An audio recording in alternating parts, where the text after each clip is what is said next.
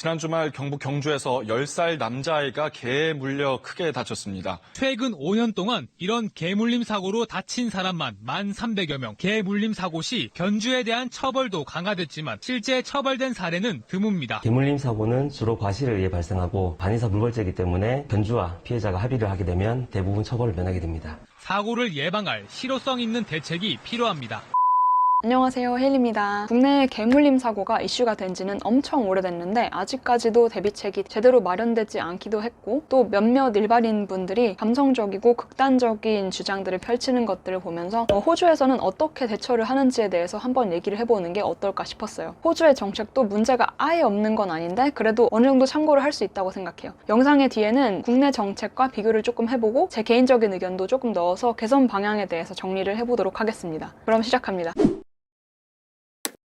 일단 호주에는 한국에는 없는 위험한 개의 공식적인 분류 방식이 존재합니다. 하나, menacing dog. 굳이 한국어로 하자면 위협적인 개. 둘, dangerous dog. 위험한 개. 셋, restricted dog. 사육에 제약이 있는 품종견입니다. 호주의 각 주마다 이 셋의 정의가 약간씩 달라지긴 하는데 대체적으로 기본적인 틀은 비슷해요. 먼저 첫 번째 menacing dog은 개의 품종이나 크기에 상관없이 등록이 이루어질 수 있고 사람 혹은 다른 사람의 동물에게 심각하지는 않은 상처를 입히거나 상처는 발생하지 않았더라도 공격하려는 시도 를 하거나 공격적으로 쫓아가는 경우 관할 구시청에서 자격을 가진 공무원들에 의해서 등록이 이루어진다고 합니다. 우리나라는 사람이 아닌 다른 보호자의 동물을 공격한 걸로는 처벌 조항이 없는 걸로 알고 있어서 그 부분이 가장 다른 것 같아요. 다만 이 menacing dog 등록은 어느 정도 참작이 가능한 상황은 제외가 된다고 합니다. 예를 들어서 공격을 당한 사람이 개를 심하게 압박을 했거나 학대를 했거나 아니면 남의 주거지나 사유지에 침입을 했거나 공격을 유도했거나 하는 상황처럼요. menacing dog으로 등록된 견주는 왼쪽에 보시는 것과 같이 따라야 하는 규정들이 추가로 생기게 됩니다. 여기서부터는 입마개가 의무예요. 영상 글씨가 너무 작아서 안 보이는 분들은 컴퓨터로 전체 화면으로 봐주시면 감사드리겠습니다. 만약 여기서 규정을 2개 이상 위반하는 경우에는 menacing dog으로 등록된 상황이더라도 만약 사고가 발생하면 다음 단계인 dangerous dog으로 간주하고 처벌 수위가 훨씬 더 높아진다고 합니다. 두 번째, dangerous dog은 앞선 단계보다 조금 더 위험군에 해당하는데요. 이 단계는 사람 혹은 상대의 동물을 공격해서 심각한 상처 혹은 사망사고를 일으킨 경우 같은 방식으로 담당 공무원에 의해서 등록이 이루어진다고 합니다. 여기서 말하는 심각한 상처의 법적 기준은 골절, 꿰매야하거나 성형수술을 요구하는 정도의 상처, 부분적인 혹은 전적인 감각의 상실, 신체 일부가 제 기능을 하지 못하게 된 경우 등이 있다고 하네요. 앞서 말씀드린 것처럼 2개 이상의 규정을 위반한 menacing dog 소유주의 경우에도 dangerous dog으로 간주하기도 하고 추가로는 사냥 목적 혹은 사유지를 지키는 목적 등으로 훈련된 개의 경우에는 공격성을 보이지 않더라도 dangerous dog으로 간주한다고 합니다. dangerous dog의 보호자는 menacing dog의 보호자가 지켜야 하는 규정을 전부 지켜야 되는 건 당연하고 그 이외에 이와 같은 추가 규정들이 생긴다고 합니다. 특히 이 분류의 개들은 외출 시에는 무조건 이 목줄을 차고 다녀야 되고 개인 사유지 입구에는 꼭 위험견이 있음을 알리는 표지판을 걸어야 한다고 합니다. 참고로 이 목줄과 표지판 모두 본인 돈으로 사야 되는 건데 저렴한 가격은 아니었어요. 추가로 덧붙이자면 menacing dog과 dangerous dog으로 등록되는 경우 등록비는 퀸즐랜드 브리즈번 기준으로 다음과 같았습니다. 다 보호자가 부담해야 돼요. 만약 동의를 하지 않거나 비용을 내지 않으면 안락사를 하게 되는 것 같더라고요.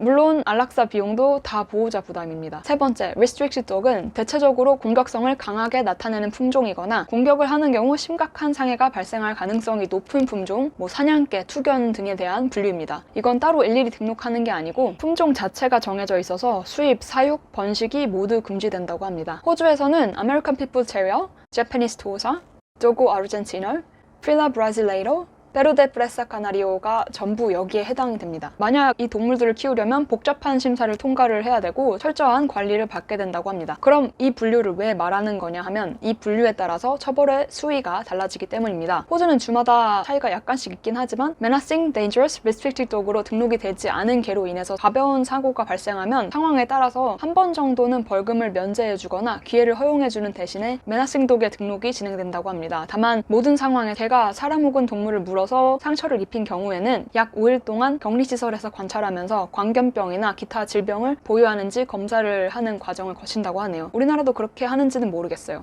그리고 앞으로는 이 세 분류는 그냥 MDR로 줄여서 말하도록 할게요. 아무튼 그럼 본격적으로 처벌이 어떻게 이루어지는지 얘기를 해보도록 하겠습니다. 호주 빅토리아주에서는 내 개가 사람 혹은 동물을 공격한 경우 벌금은 호주 달러 1,500에서 18,000불, 하나 120만 원에서 1,500만 원 정도를 내야 되고 상대의 피해는 법정에서 금액을 책정받아서 보상을 해줘야 되는데 여기에는 소송비, 치료비, 장례비, 뭐 그 사람이 일을 못하게 된 경우에는 그 기간만큼의 급여, 뭐 물건이 고장난 경우에는 수리비 등등이 포함되고 최대 만불 약 8천만 원까지 책정이 가능하다고 합니다. 그리고 추가로 전과 기록이 남고 법원에서 향후에도 개를 소유하거나 책임지는 걸 전부 금지하는 판결이 내려질 수 있다고 하네요. 이렇게 되면 임시보호도 못하게 되는 거예요.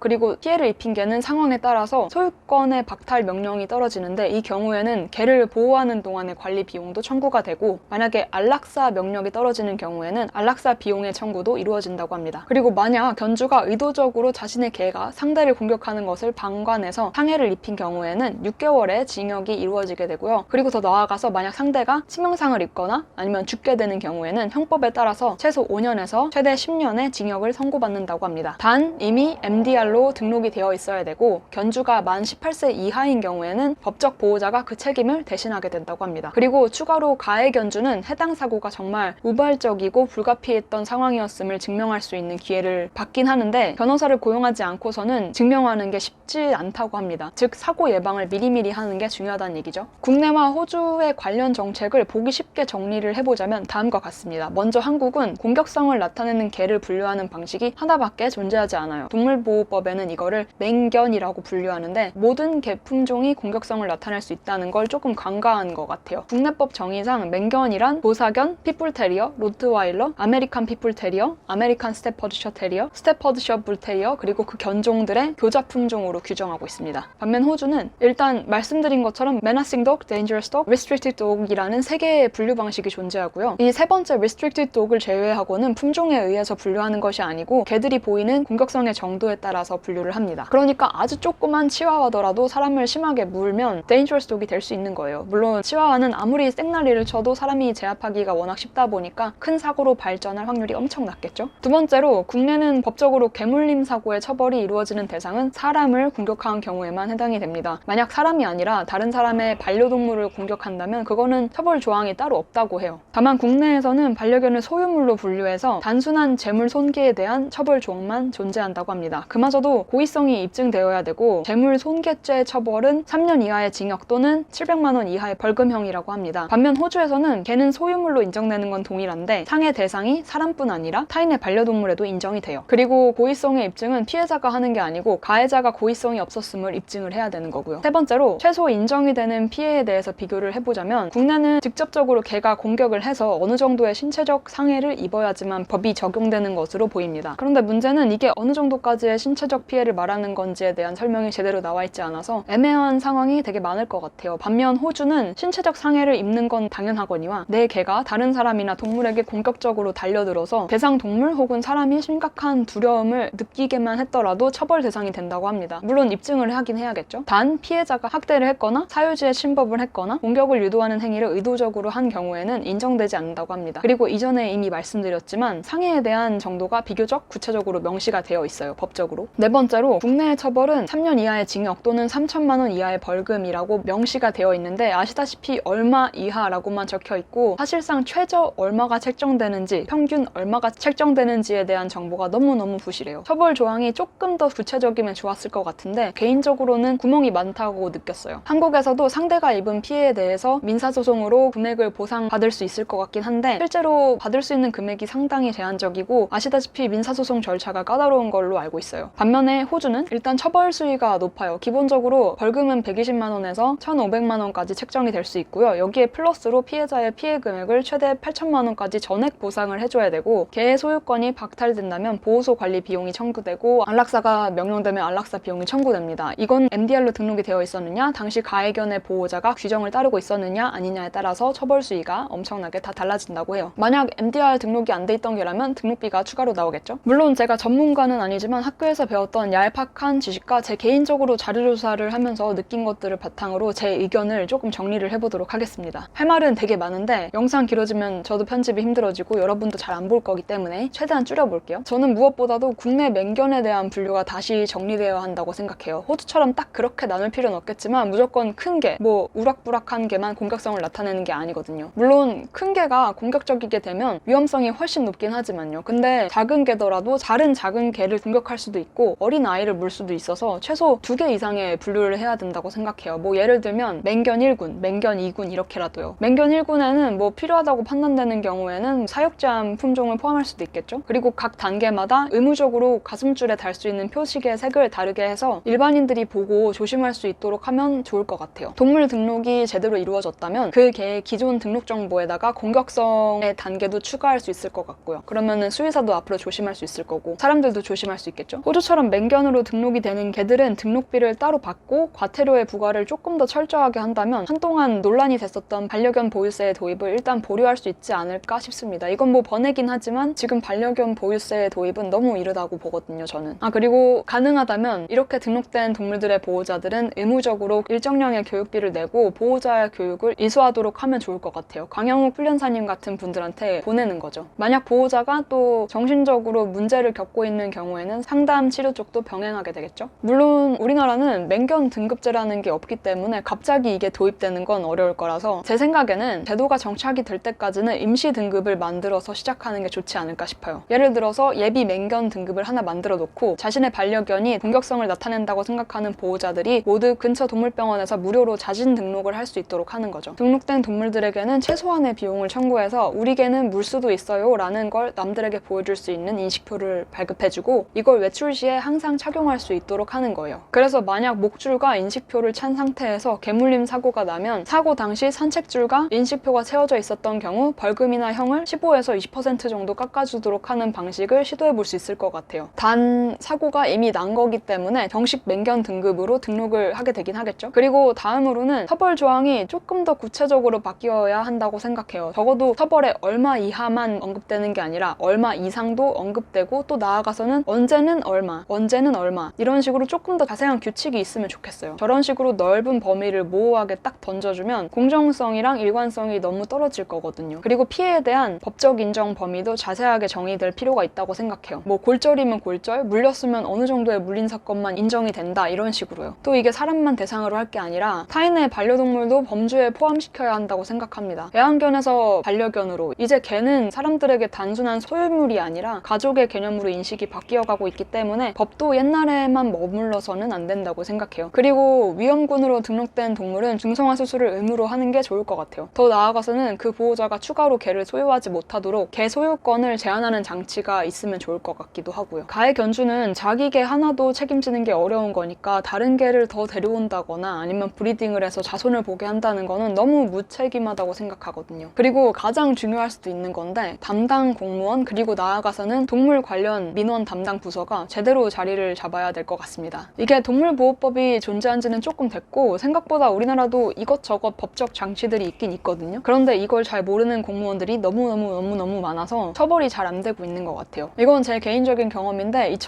2011년도쯤에 건대입구역 지하철 시설에 어떤 아주머니가 강아지 새끼들을 이렇게 데려다가 전시해놓고 분양을 하고 있더라고요. 이게 두 가지 규정의 위반이잖아요. 뭐 지하철 시설 내에서 무허가로 판매를 하고 있는 거랑 등록되지 않은 동물 판매요. 그래서 제가 어이가 없어서 그걸 딱 보자마자 112에 전화해서 신고하고 경찰한테 그 상황을 설명을 했는데 경찰이 그게 왜 문제가 되냐면서 막 비웃었어요. 그래서 아무 일도 일어나지 않았다고 합니다. 뭐 이거 말고도 되게 많은데 썰 풀면 너무 산으로 갈 것 같아서 여기까지만 할게요. 그리고 뉴스를 찾아보니까 이런 것도 있더라고요. 맹견 로트와일러가 소형견과 견주를 공격했다는 소식 전해드렸는데요. 네, 견주가 고소장을 내려갔더니 경찰이 접수를 받지 않고 돌려보낸 것으로 확인됐습니다. 이런 보호자들과 공격적인 개들에 대한 격리가 어느 정도 이루어지고 나서 추후에는 목줄을 풀고 다닐 수 있는 오프리시 에리아 공원들이 더 많이 생겨날 수 있으면 좋겠어요. 이게 국내에는 좀 낯선 개념일 수도 있긴 한데 목줄을 하지 않아도 되는 개들이 마음껏 뛰놀 수 있는 공원이 많이 생긴다면 장기적으로 반려동물의 사회화가 잘 이루어져서 사람이나 동물을 공격하는 사고가 줄어들 거라고 보거든요. 어차피 공격성을 나타내는 보호자들은 다 자기가 책임을 져야 할 테니까 더 조심하게 될 거고요. 조만간 국내에도 개물림 사고에 대해 합리적이고 실용성 있는 규정들로 개선이 될 수 있기를 바라보며 영상을 이만 마쳐보도록 하겠습니다. 제 얄팍한 지식이었지만 혹시 추가로 더하거나 아니면 좀 토론해볼 포인트가 있다고 생각하시는 분들은 아래 댓글로 남겨주세요. 시청해주셔서 감사합니다. 바이.